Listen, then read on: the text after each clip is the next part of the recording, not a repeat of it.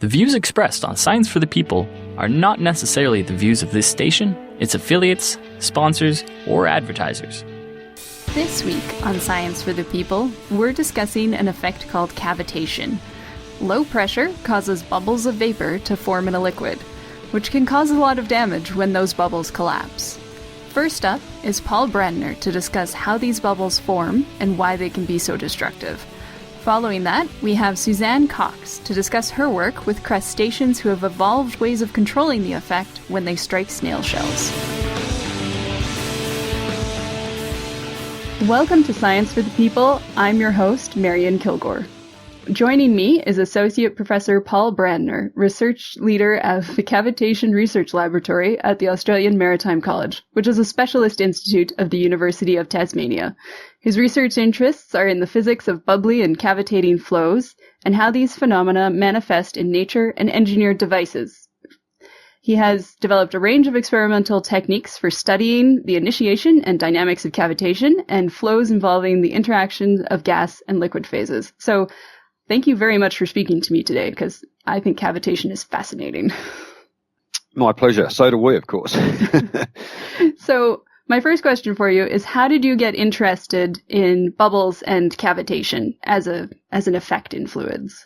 Well, I studied hydrodynamics at postgraduate level, and one of the phenomenon that is was well studied for some time now is cavitation, and it obviously is important for ships because that was one of the major events, I think, in the history of naval architecture, was the manifestation of problems with propulsion due to cavitation that were totally unexpected.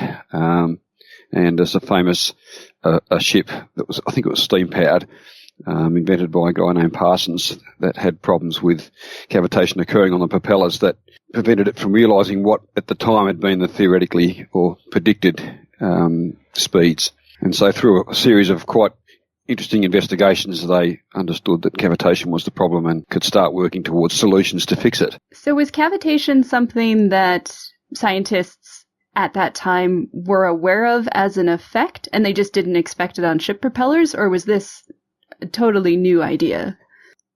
Well, there was some work done on some form of what cavitation was, but I don't think... Yes, it wasn't generally known as a phenomenon that, particularly not with engineering devices anyway. Lord Rayleigh did study cavitation, but I have to just check on the dates for that. I must say I can't give you those off the top of my head, but he did some work on the fundamentals of cavitation as well. He did work on a lot of things, of course, but one of them was on bubbles.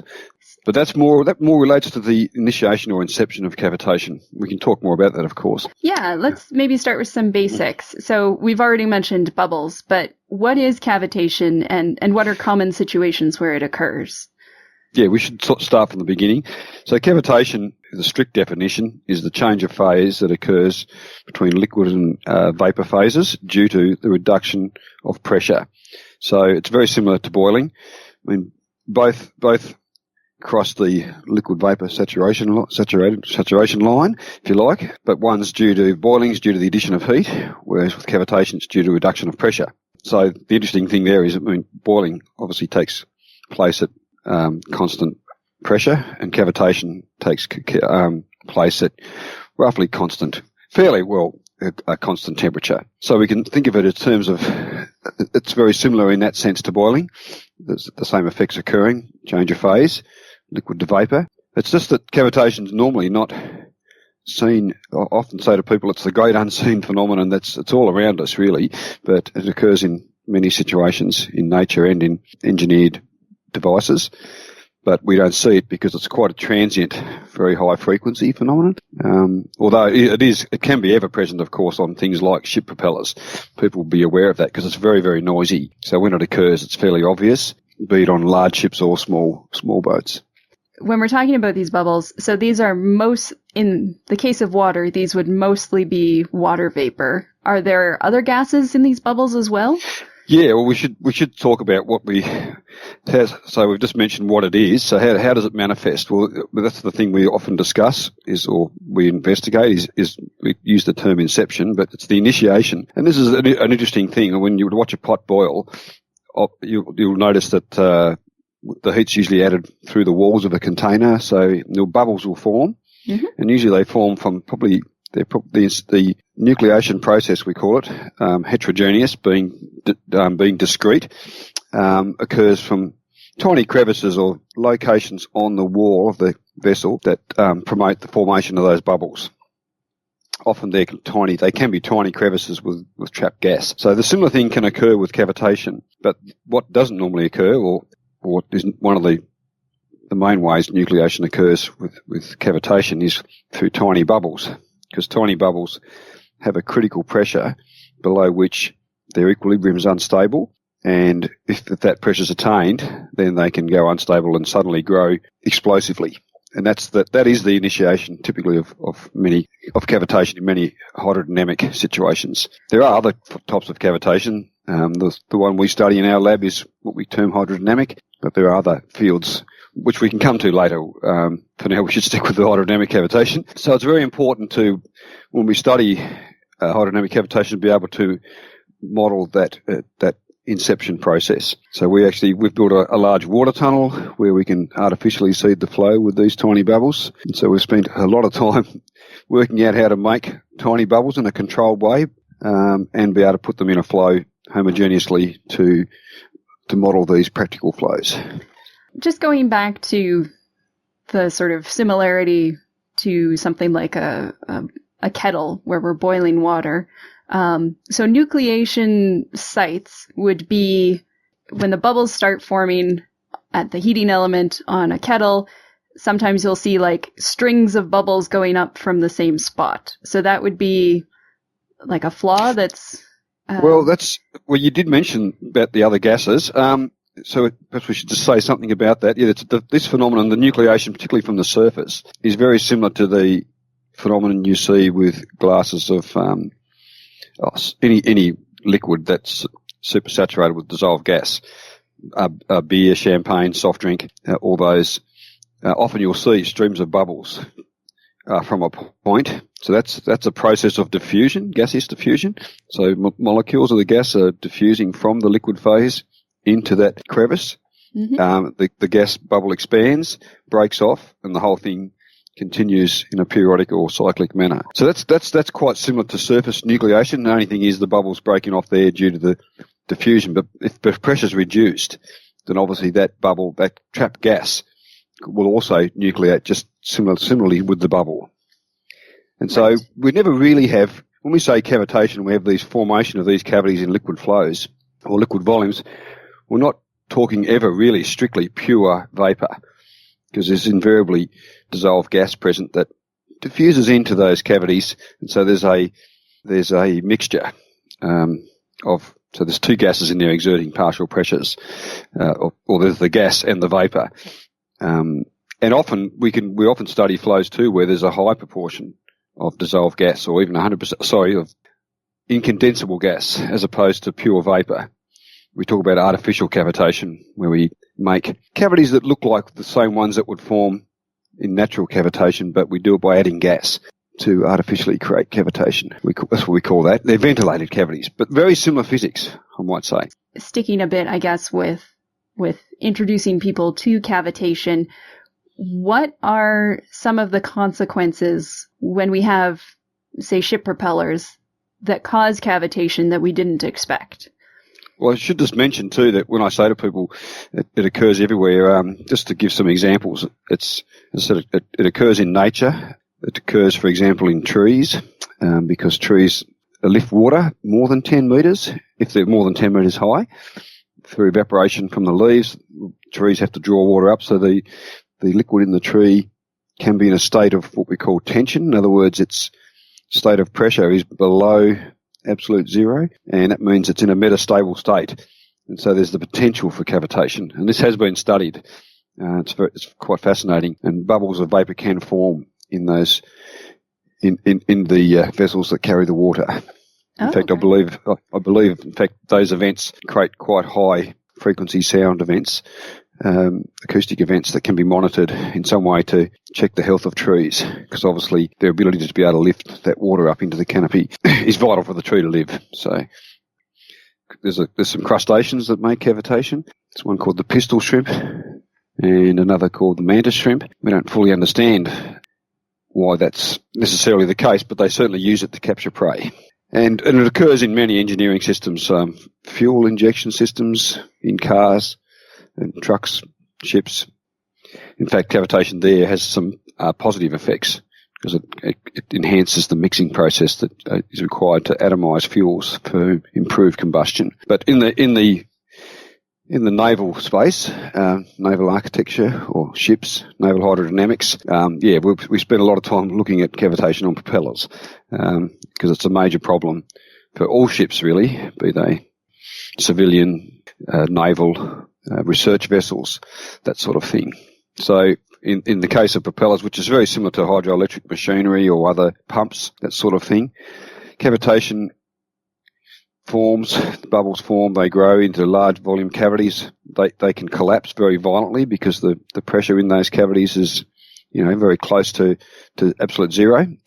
So vapor pressure for water's the order of a few kilopascals. So it's close to zero. When those cavities condense, as we say, and collapse, you can get a whole range of phenomena occur. Little bubbles can also, when the cavities collapse, it may not be a large volume, it can break into small volumes. They collapse at discrete locations. Bubbles, when they collapse near surfaces, form what we call reentrant jets.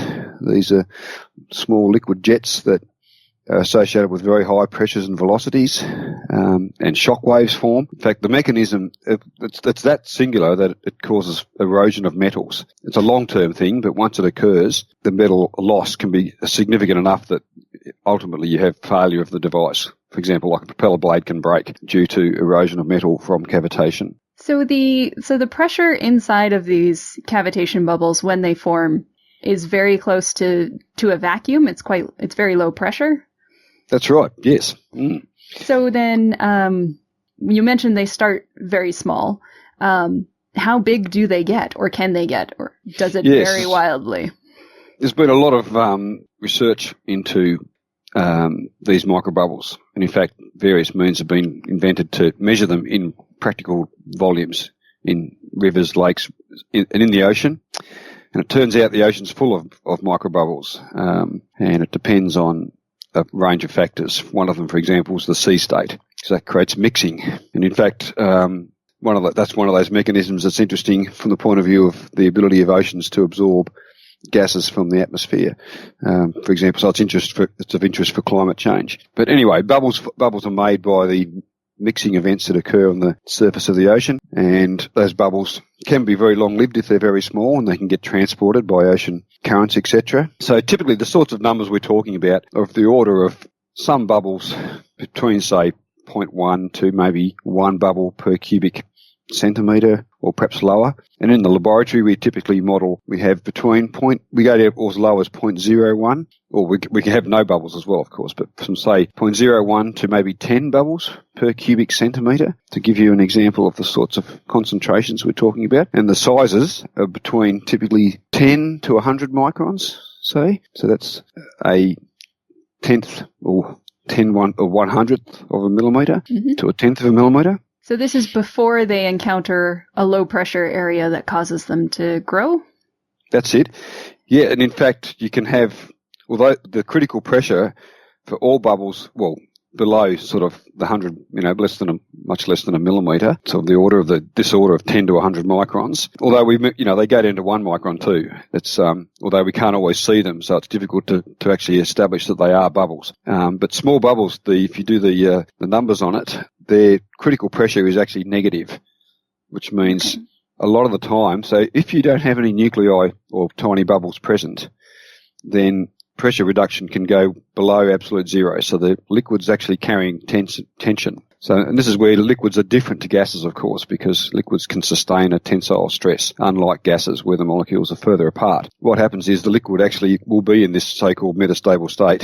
So it's actually at pressures that are negative and hence below vapor pressure, but all we need is one nucleation site to be available, and obviously that will trigger the initiation of the phase change. So in an engineering context, we have something like a ship propeller, which is moving fairly quickly through the water and forms low pressure cavities. and then we get bubbles. Low pressure regions. Okay. That where the liquid, where the pressure can become negative. Yeah. So negative meaning less than atmospheric pressure? Less than absolute zero. So below vacuum. Yeah. So you've got to think of it in terms of a little bit like solid mechanics now rather than fluid mechanics, in the sense that the water is actually carrying a tensile stress. So it's a negative pressure. Okay. If you follow me, yeah. So so the vapor pressure for water is sort of at normal temperatures around about 2 or 3 kilopascals. And obviously then we can get to zero, which is a vacuum, but then, so beyond that, we're into tensile or negative tensile stresses or negative pressures. Their critical pressures are negative. So that means that, there are regions in a liquid that's being accelerated, for example, around a ship's propeller or in a pump, where the pressure may well be below vacuum, below absolute zero. And it's only until that region there's a nuclei available that gets triggered in that low pressure. And then we've got to model the dynamics, potentially, of that bubble too. There's a famous equation that's often used to model that. It only applies to spherical bubbles, but it's quite famous, called the Rayleigh-Placid equation, that we can use to model the time history of a bubble's response to a varying pressure field. So that's how the bubbles get started and form. And then what typically happens to these bubbles? Then there can be a host of complex macroscopic scale phenomenon occur, and then we're moving into classical fluid mechanics, but multi-phase obviously, and so the bubbles can remain as discrete entities and grow and collapse, or they can coalesce into large volumes, as I said, and then because it's a larger scale and it's interacting with the liquid flow around it, it often involves turbulence. Turbulence plays a crucial role in its interaction with macroscopic or large-scale cavitation phenomena. But as we've discussed, when the vapour cavities move to higher pressure regions downstream of the initial region where they grow or occur, the condensation or collapse process is quite complicated. So suddenly that vapour volume will condense back to liquid, and often what occurs too is that because it is such a low pressure, it's at vapour pressure, as I mentioned earlier, dissolved gas will diffuse into those cavities despite the short timescales. And usually after condensation, there's always a mist of fine bubbles of incondensable gas left behind. And so we're often studying that as well. That's of interest for a range of reasons. As I mentioned before, we can get all sorts of phenomena, reentrant jets forming, shock waves. All these phenomena contribute to the potential for erosion, mechanical erosion of surfaces. But just all the phenomena really contribute to a loss of thrust, for example, on ships' propellers, very unsteady flows, and therefore there's a potential for vibration and fatigue. And very violent. The collapse in general is very, very violent, the condensation process. So large forces, unsteady forces, noise, obviously. It's very noisy. And ultimately the metal erosion. So sorry, go ahead. I was going to say, so despite the fact that these bubbles are, not that big, like they're fairly, that you can see them with the naked eye, but they're small bubbles, but just the forces involved when they collapse means that they can do a lot of damage. Yeah, no, in other words, I often say to people, to study large scale things, we need to study small scale things, like a lot of these nonlinear dynamical phenomenon. They often start with very small things, and small changes have a large effect later. So it turns out that the range of bubble sizes and how many there are affect the evolution of the macroscopic phenomenon in a complicated way. It's one of the things we're studying, in the cavitation lab at AMC. So then, when the bubbles collapse, when the liquid condenses and the bubble starts to collapse, does that happen from the center of the bubble, or does it happen from the outside of the bubble?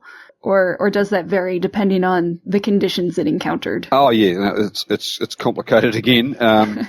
Well, that's right. I mean, the bubble condensation, if it was an isolated spherical bubble, it would obviously be fairly symmetric. But given that it's interacting with surrounding flow and other bubbles around it, you get very complicated interactions between all the bubbles, like most phenomena in fluids. Sort of all particles sort of affect all other particles. And when they collapse or condense near surfaces, it's highly asymmetric, and that's when these liquid jets form.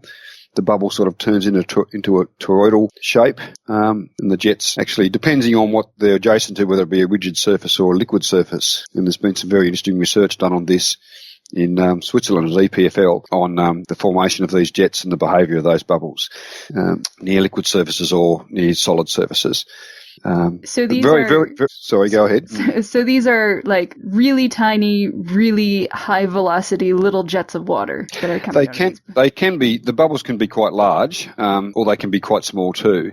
But in any case, typically the speeds that these things occur at are very high. Yes, and in fact, well, I should say that there's an entirely new field, sonochemistry it's called, sonofluidics, that's studying the behaviour of isolated bubbles, where things can get very small, and when the bubbles collapse, it becomes very singular. You get temperatures in the bubble forming of the order of 10,000 Kelvin. There's ionisation of gases, and in fact, so actually these bubble events are that singular that they actually emit light. The phenomenon is called sonoluminescence, and there's a whole new field of science that's being developed through this phenomenon. And it's quite amazing, and it has applications in medical science and a whole range of other areas, and a whole new field of chemistry as well. But anyway, so the point is it's very, very high frequency, and often to study these phenomena we need to look at high-speed imaging of the order of anything from 10,000 frames per second up to millions of frames per second. So the water tunnel that you have at the university to study cavitation, so what is this tunnel? Is it like a wind tunnel but filled with water? Pretty much, yes. It is we can say that the water tunnel is analogous to a wind tunnel for aeronautical research. It's a little different in that it needs to be built, very obviously because it's got to hold water, it's got to be built with a lot more structural strength, and we have to pressurise it or evacuate it. So the pressure range of our tunnel is from pretty much a vacuum all the way up to 4 atmospheres.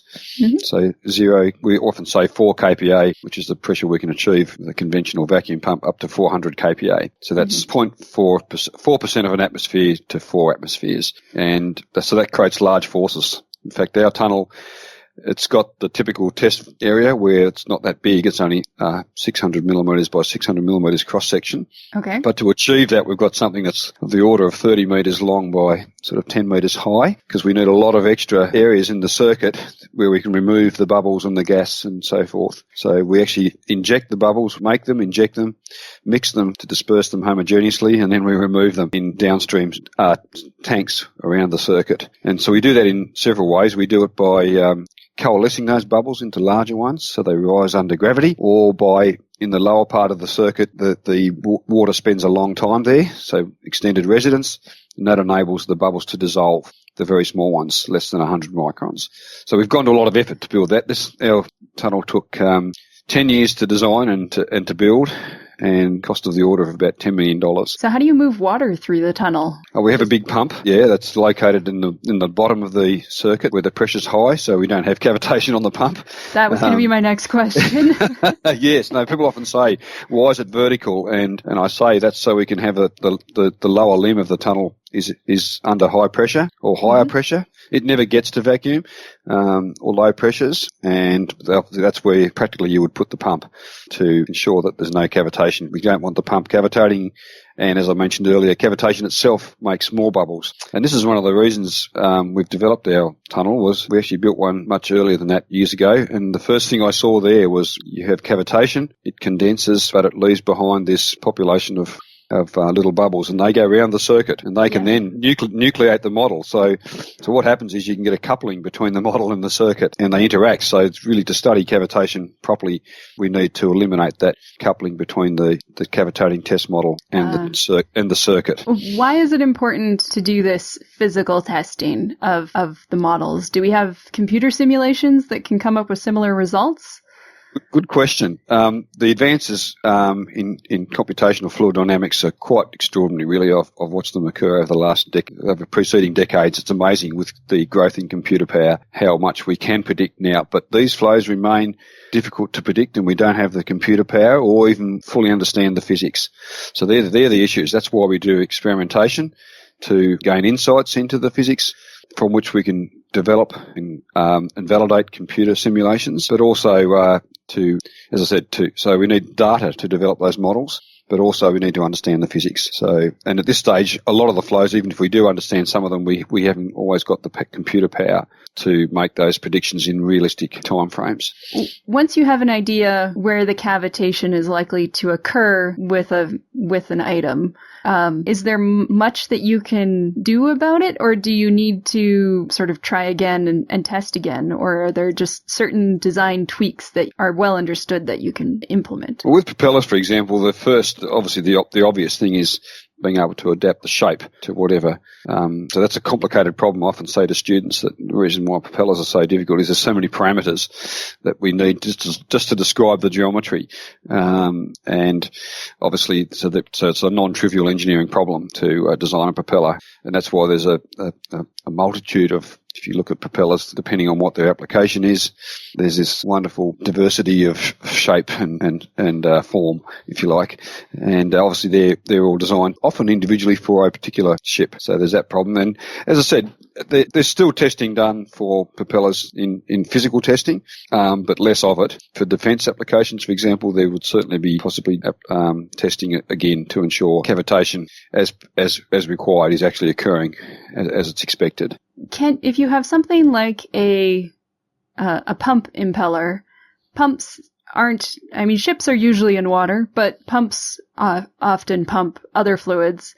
Can you translate an object's behavior with cavitation that you test in water to another fluid?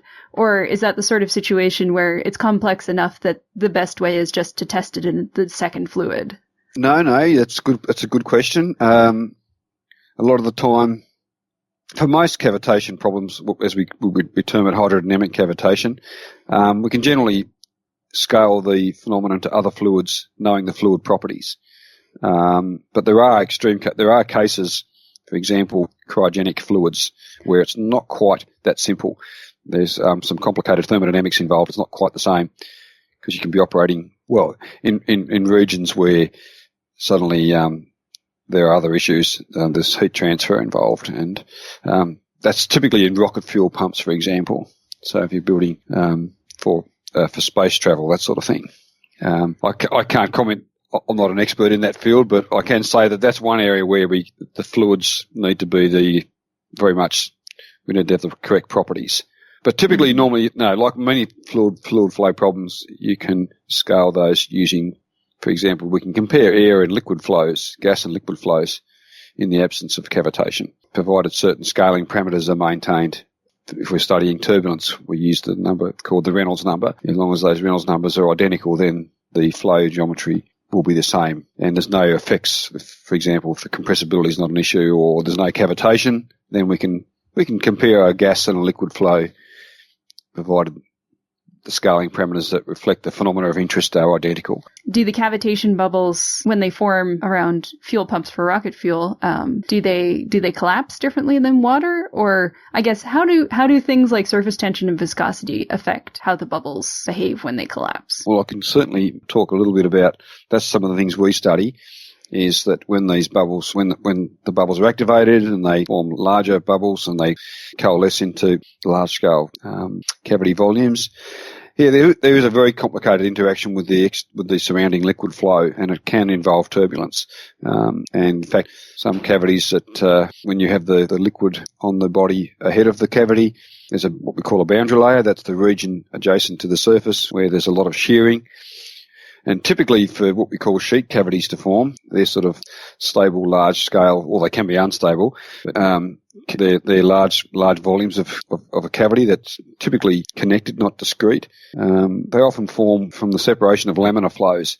And the laminar flow over the top of that cavity can become unstable and then transition to turbulence. And that's what actually breaks the cavity up. So as I mentioned earlier, there's a complication between turbulence in the liquid phase and the cavity surface. And that's why often cavitation is often non-trivial, because there's all this myriad of interactions and phenomenon that can occur between the liquid and vapor phases, because it's forming a free surface. Right. Okay. So when it's laminar and smooth and fairly closely tied into the surface that's causing the cavitation, everything's okay. And then as soon as things get turbulent and you get a whole bunch of little surface areas, then yes, that's right. Problems occur. For example, in the case I just mentioned, the turbulence in some situations, not all of them.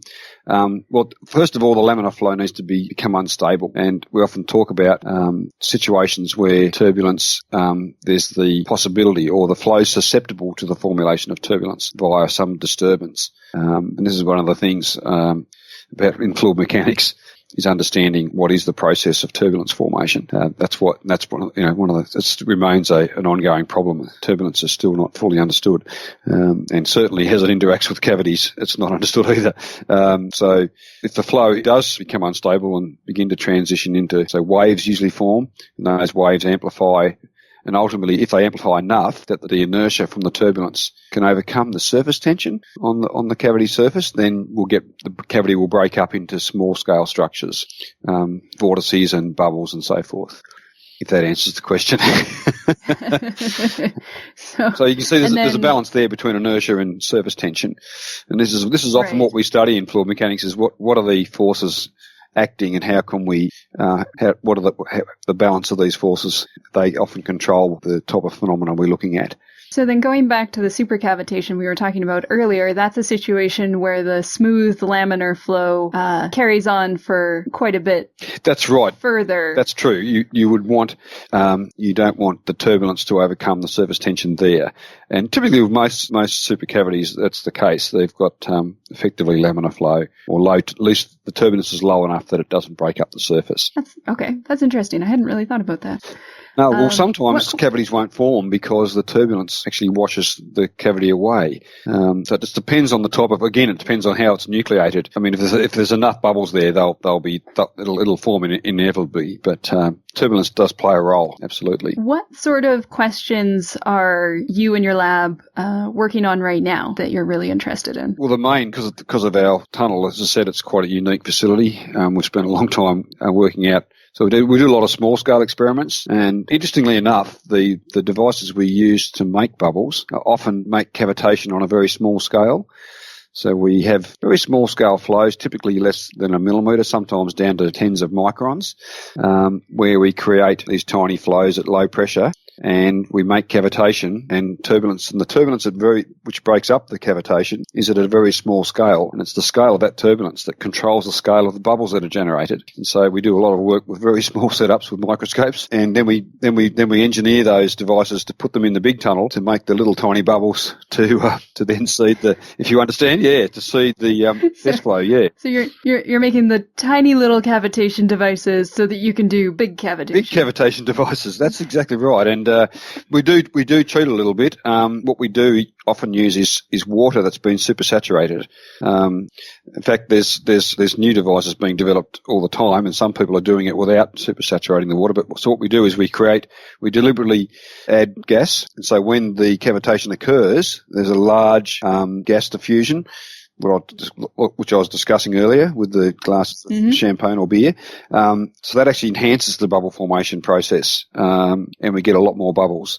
So that's one way, but that does take some effort to supersaturate that water. But we've got a system now that does it, so it's handy for us to use that phenomenon as well. So actually cavitating supersaturated water, and as I said, what controls the bubble size is often the turbulence scales. Thanks so much for joining me.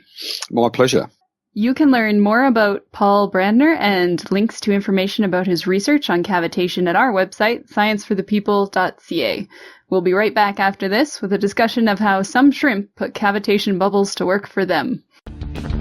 Science for the People is a weekly radio show and podcast that explores everyday life from a scientific perspective. We are a member of the Skeptic Network, a collection of blogs, podcasts, and video content focusing on science and critical thinking. To find out where Science for the People airs near you, or to listen to past episodes, check out our website at scienceforthepeople.ca. You'll also find links to support us at Patreon, to connect with us on Facebook and Twitter, and to subscribe to the podcast in iTunes. And now, back to the show. Welcome back to Science for the People. I'm your host, Marion Kilgore. With me is Suzanne Cox. She's currently a postdoctoral researcher in kinesiology at Penn State University with a PhD in organismic and evolutionary biology and has done research on the causes of cavitation when mantis shrimp strike prey. Along the way to her current role, she has also been raising two girls, started a business making and designing furniture, and obtained degrees in philosophy, sculpture, and mechanical engineering. So thanks for speaking to us today. Thank you for having me. So how did you end up on a research team looking at mantis shrimp? It's not something I would normally associate with mechanical engineering. Oh, actually, there was a lot. Sheila went to the mechanical engineering department looking for a collaborator in particular. So I'd been working on my master's degree in mechanical engineering, and Sheila Patak had recently been looking for someone to build a mechanical model in order to be able to test some of these questions that she had been looking into about how and when cavitation formed. And she had met somebody else who was working on fast starting fish, and they were talking about how fast things can go. And he was all excited that he had something that could accelerate. I think it was at 10 to the second or something meters per second squared. And she's like, well, my system I'm looking at goes at 10 to the fourth. And anyhow, so they began a conversation, and then I got pulled in as somebody who was capable of doing these things. I knew nothing about mantis shrimp when I started. What are mantis shrimp, and why are their movements so interesting? Okay, there we go. Okay, so I was on the right track. Yeah. Okay. So like I said, mantis shrimp are small crustaceans that live in the ocean. They're scattered throughout the oceans. And like I said, they range in size from about the size of a cigar down to about 1 or 2 inches long. And they break open snail shells by striking them with a hammer-like appendage. And it's actually really hard to break open a snail shell. They're well defended. They've evolved over millennia to basically have great defenses to not be broken even easily. And the mantis shrimp have co-evolved this basically a hammer-like approach that they hammer at the shell over and over again, but they're really tiny in relation to the snail shells. So how they usually accomplish this is hitting it really fast. So they have to move very, very quickly in water to deliver these peak impulses that over hundreds of strikes eventually break open the snail shells, and they can eat things that many other animals can't. So they have, I assume, one particular claw that moves really quickly. 2, actually. Oh, they both do? Yep, there's got one on either side. Oh, okay.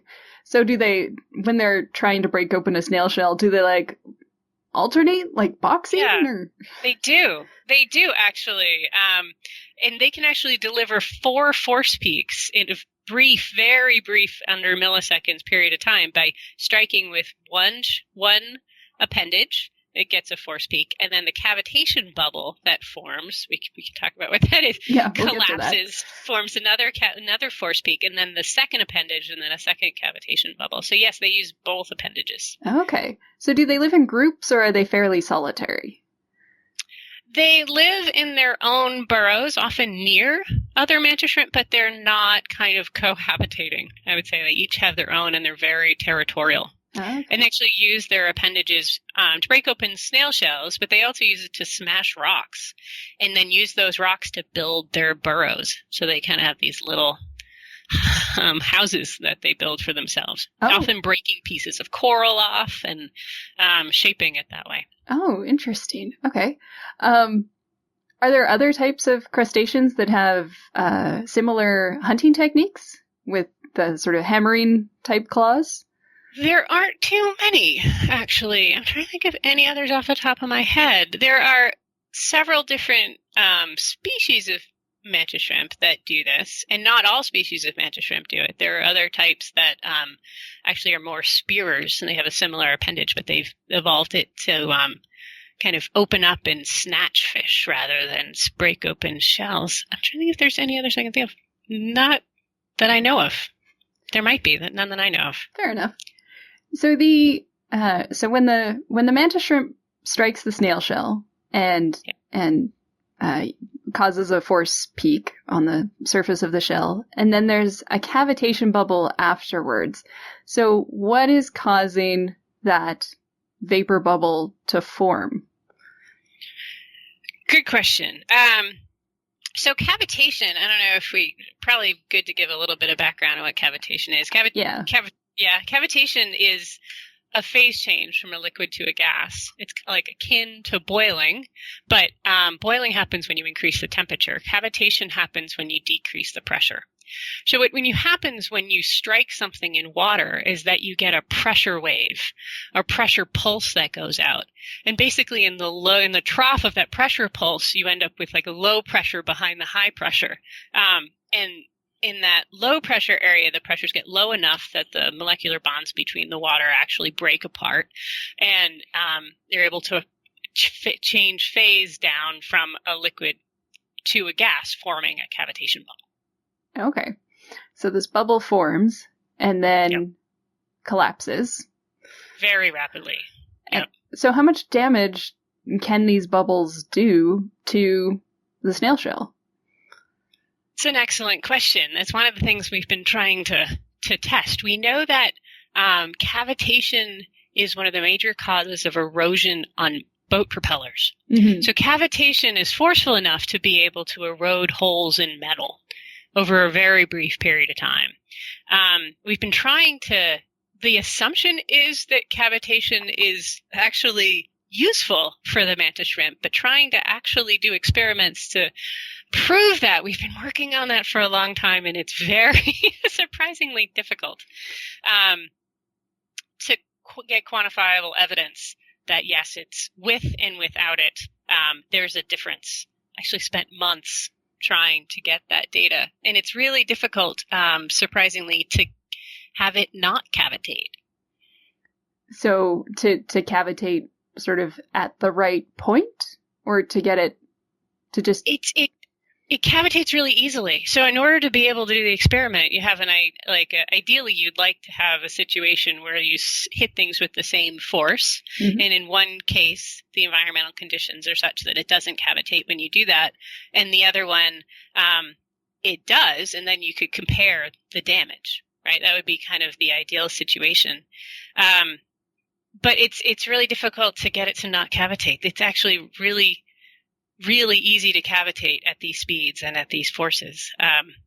So I was trying to do an experiment like that, and cavitation is dependent on a lot of things, including water temperature and salinity and pressure. And so I had a situation where I had ice cold water, which was to reduce the cavitation, and then warm water, and I was trying to break snails, and it was a painful experiment with very inconclusive results, unfortunately. So the group that you were working with researching mantis shrimp, and you mentioned that you had been recruited for the purposes of building a physical model. Mm-hmm. How do you go about building a robot that can move a limb that quickly through water? Because moving something through air is a lot easier than moving something through water. That's very true. Yeah, the drag forces we calculated were 800 times greater in water than in air. Yeah, a lot of when Sheila first started looking to try to find someone to do this project, most of the engineers told her she was crazy. Like, it just wasn't possible. They're like, that's too hard. And so I guess you approach someone who is willing to take on the impossible. And we started with lots of different techniques. And it's interesting that the approach that we ended up finding successful turned out to kind of mirror the way the mantis shrimp do it. So when you think about what would be challenging about something like that, it's not just creating the speeds underwater. It's doing it in something that is repeatable, mm-hmm. right? That's safe. Like, the forces are really high. So a lot of times to generate these forces, we as humans tend to use combustion. Right. Right. But that's hard underwater and, not so safe in a lab environment. And you want something that's controllable, that you can basically control the velocity that is going at, the acceleration that happens. And like I said, all do this underwater. So a lot of kind of our standard approaches that we use in order to make things go really fast, where we use explosions or motors. Motors don't work so well underwater. We're kind of they were off limits. And so we ended up using, like I said, a similar technique to what the mantis shrimp do, in that we used power amplification. So basically we stored energy in the deflection of elastic element, like a bending of a beam. Mantis shrimp use the bending of their exoskeleton in order to store energy up very slowly, and then release it with the flick of a latch. And then it can move much faster than anything that their muscles can generate, and much faster than, say, we can do with motors at that scale. So we did a similar approach, and that was the only way I was able to get it to work. So when the mantis shrimp is, I guess, loading their claw, so the muscles are moving sort of slowly and steadily and storing energy in their actual, like in their exoskeleton. They deform their exoskeleton to store the energy? They do. Yep. They bend it. It's a slightly complicated shape, but it's semi-cylindrical, and it basically deforms and bends. Yeah. It's hard to, there's a good paper on it where they go through and show all the stresses involved. But yeah, so they store it up in the deformation of that. And the advantage of a system like that is it doesn't wear out very quickly, right? You don't have any major pressure points that are going to be particularly weak. And luckily with a system like an exoskeleton, weak points, they can, slowly evolve to make them stronger. So over millennia, you have the shape that works really well for that system. And it's very smooth. It's a very, very tightly integrated system, how exactly it bends and where the pieces go, so that the appendage is pushed in just the right way and doesn't get off kilter. Because the whole thing, if you vibrate the system at all, if like there is any like little bumps or tweaks in it in any way, you'd cavitate like crazy too. So you have to have something that is very smooth, in addition to being able to go as fast as the mantis shrimp do. So how much energy are we talking about with these strikes? Like, if this is the best analogy I can think of. If a shrimp were human-sized, are we talking like Incredible Hulk type destruction here, or? Did that calculation at one point. I'm trying to remember it off the top of my head. I did it or you can think of it in terms of body masses, and like the strike, like force versus body mass. Give me just a second. Let me see if I can find it. I think it was a boxer does like 4 times their body mass when they strike, and mantis shrimp, it's on the order of thousands of times their body mass. Okay, so. But they're really tiny. Right. So they're going after snails, thankfully. But a snail that's often close to them. So in comparison to us, I mean, the snail could be a quarter or half of their body length. Right.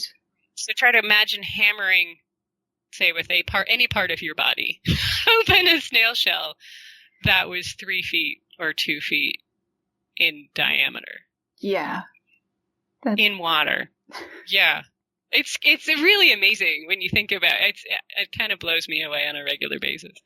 So, and you mentioned this sort of briefly earlier, but what sort of speeds were you trying to get to with your model, with your robot model of the mantis shrimp? So we are trying to mimic and get as close as possible to what we've measured in mantis shrimp, and they go from 0 to 60 miles an hour in milliseconds. It's just sort of mind-boggling. It really is. It really is. Especially given they're that tiny, that they can get up to that speed. And this is a rotational motion, so they're rotating. So that's at the tip of their appendage, how fast that tip is moving. So it's around, 30 meters per second. And you'd mentioned that the results of this entire study were a bit inconclusive, but when you were testing your robot, how was the cavitation that you were seeing with the robot different than what the mantis shrimp achieve? Yeah, very good question. When we started this project, like I said, we expected the question was, wow, cavitation is like such a powerful force, and these mantis shrimp seem to be doing this. How could they manage to do this? And then as we were studying it, we realized that it's actually incredibly easy to generate cavitation moving this fast in water. Generally, if you move anything this fast in water, it will cavitate. And so the question eventually switched, and where it started was, wow, how do they generate cavitation? Eventually it became, how do we not generate cavitation? Because the mantis shrimp only cavitate when after they strike the snail. So basically they hit it, they bounce back, a cavitation bubble forms on the surface of the snail shell that then collapses and exerts another pressure wave on the snail shell. And the mechanical model, NinjaBot, when it moved, I'm just rotating anything through the water way before it even hits anything. Cavitation's all over my appendage that I was rotating at speeds much lower than what we saw on the mantis shrimp. So it would happen well before it even struck anything. So that got us questioning, okay, it's not so much how do they generate it, but how do they control it? How is it that they form cavitation when it could be useful, but they're avoiding cavitation in some way when it would only damage their own snail shells? Because, they are just as susceptible to the forces of cavitation as the snail shells are. And you see regularly major damage on the appendages, especially over large uses. Luckily, they can molt, and the appendage itself is made of this plywood-like structure, which is very resistant to damage and fracture, which certainly happens, but only right at the surface where they strike it, and the rest of their appendage isn't, which is where cavitation was forming on my model. So we were like, wow, okay, what is going on there? And so then we began trying to figure out, what about the shape of the appendage and the materials that it's made out of, or perhaps the speed at which it was moving, or it's not kind of just moving at a constant speed, it's going up to a speed and down, and how does the acceleration involve? All of a sudden we were like, wow, what makes this not hurt itself? Right. Did you come up with anything? That's a big question. And it's, as science goes, you have these questions that it would be nice to be able to answer. And of course, you realize quickly that there's so many pieces in there that we don't know, that you have to chip away at the little tiny ones before you can begin to answer some of those other ones. And so we did a lot of things. I did things like dissect off and put actual appendages from the mantis shrimp on the model to be able to eliminate all, to make sure it's the same material properties. It was the same shape.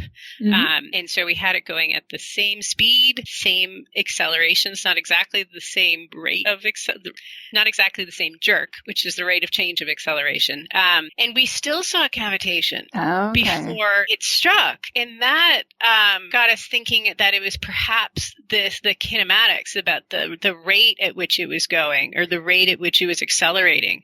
And this is why we ended up, the first study that we did was really looking at how the rate of change, the velocity of the acceleration, the rotational acceleration, we don't know how any of those things influence cavitation formation, because all of the engineering literature, everything is done in constant velocity. Yeah. And so didn't know anything about how it worked in these crazy conditions. So we're like, okay, we can't answer all these other questions, but let's start with this one and see if we can at least answer that, to see if how sensitive we needed to be able to make our model. If we found out that cavitation was very sensitive to kind of how you changed your velocity, then we would have to be much more careful with how the model was built in order to match that, to be able to study these things. So we studied that first, and we found out it didn't matter how you moved it. The maximum velocity was all that really mattered. So it wasn't that. So we don't know yet. How's that for an answer? Okay. Well, hey, it's a very science answer. It is. That's how it usually works out. Well, we learned a little bit more. Yeah. We know slightly more about what's going on than we did before. Exactly. Yep. I know it's not this.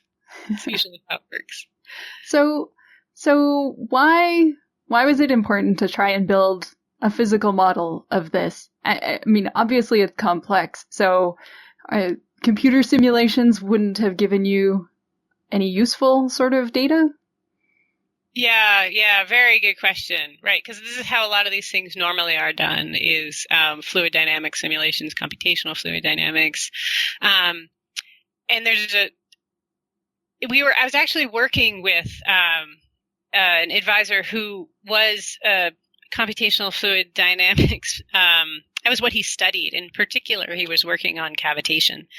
And the problems were all the models could not take into account the complexities that you see in the environmental conditions.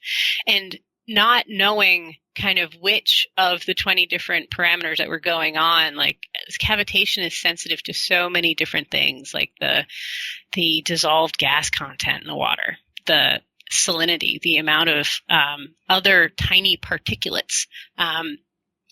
And like I said, they didn't know what the effect of rotation. There's no kind of models on those. So actually modeling cavitation accurately in a computational system is really difficult given just how stochastic it is. It's just kind of like when it happens is dependent on so many factors that it's very difficult to do numerically. And given that there were so many pieces that weren't quite known, we figured it would be easier to start at the other end, at least to begin with, and get something where keeping as many of those factors consistent as possible, and then be able to kind of whittle away and control one at a time and see what influence it had. That was basically the approach. So what did you take away from the whole experience? What did I take away from the experience? Oh, that's a tough one. You don't have to answer. Well, no, hold on, let me think. I guess one of the things that struck me most was how useful a model can be, even when it's not a perfect replica. Right? We often think of, especially if you're building a biomimetic model, that it kind of has to be as close as possible in order for it to be useful. But one of the things I was realizing was there's a ways in which it doesn't completely mirror the system can also tell you a lot. You know, if it's like it in many different ways, but it's not like it in this way, and then you see a difference in the output, or you're able to control and mimic just one or two aspects, and that allows you to break down this really complicated system and kind of isolate out things that if you make it exactly identical, it's really difficult to know what's causing it and really determine the individual influences of each of the different pieces. Yeah. So what are you working on now? Oh, now I am building a exoskeleton for a bird. Why? Excellent question. Exoskeletons are have actually been becoming really common in rehabilitative work and human performance augmentation, and working on trying to figure out how to get soldiers to be able to walk further. They're used to improve gait for people who have gait disabilities, like with cerebral palsy. But we don't quite understand yet the physiology of what's going on inside, and so a lot of them have been just been improving through trial and error because we don't have any kind of animal model to test things on. So I was building an exo for a bird so we could have an animal model and go inside and see exactly how things are being influenced by an exo. So I generally build things is kind of how I like to build things in order to answer questions. Well, thank you so much for joining me. Thank you for having me. You can learn more about Suzanne Cox and find links to information about her current work with RoboBird, as well as videos of NinjaBot in action, from our website, scienceforthepeople.ca. There you can also find past episodes, our social media links, and learn how to support the show. Thanks for listening, and we hope you'll join us next time on Science for the People. Science for the People is produced by Rochelle Saunders and edited by Ryan Bromsgrove. Helen Quivalon is our publishing liaison. We get research help from Josh Witten and consulting support from Desiree Schell. Our frequently seen guest hosts are Marion Kilgour, Anika Hazra, and Jessica Yaros. Our theme song is called Binary Consequence, and it was written and recorded by Fractal Pattern. Science for the People is entirely listener-supported. You can find us on Patreon, where you can support us with monthly donations in any amount, or you can send us a one-time donation in any amount via the donate page of our website. Science for the People is created in partnership with the Skeptic Network, a collection of blogs, podcasts, and video content focusing on the intersection of science, popular culture, politics, and social justice. You can find out more about Skeptic at skeptic.org. The show is hosted by science news writer Bethany Brookshire and me, Rochelle Saunders.